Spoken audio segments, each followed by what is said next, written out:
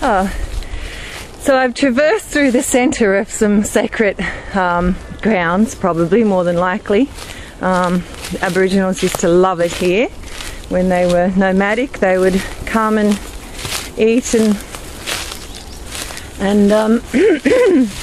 feed and on fish, and probably during even the cooler months, I would imagine, because it's such a lovely place to be in winter.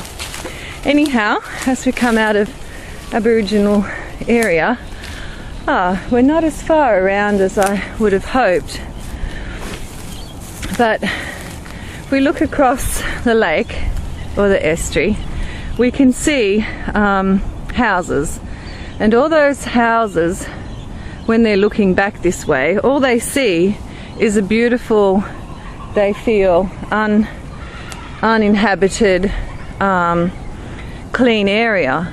But I have discovered that it is not at all, and it appears on the surface to look clean, but with rubbish you don't have to look far, but you do have to look to see, to find it, because it just doesn't stay on the surface in full view. Perhaps in the city sometimes, but mainly it has a way of making its way back into nature, and so it gets buried and trapped and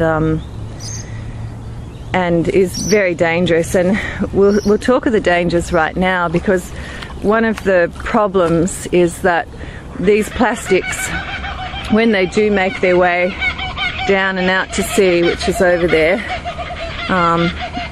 and the turtles and probably other marine life are actually eating the plastic by mistake, thinking it's jellyfish, and they are getting peritonitis, which is when their stomach gets filled with plastics. And there's all sorts of things, like, I shouldn't say that, but lollipop sticks and plastic bags and bottle tops, drink bottles, all these sorts of things are going to choke the poor marine turtles. So and if there are websites you can go to where they've documented, and there can be, you know, from up to 20 pieces or more of plastic caught up in the poor turtle's stomach. And then of course they can't digest food, so they float to the surface in the ocean, where they may die, or they may get rescued.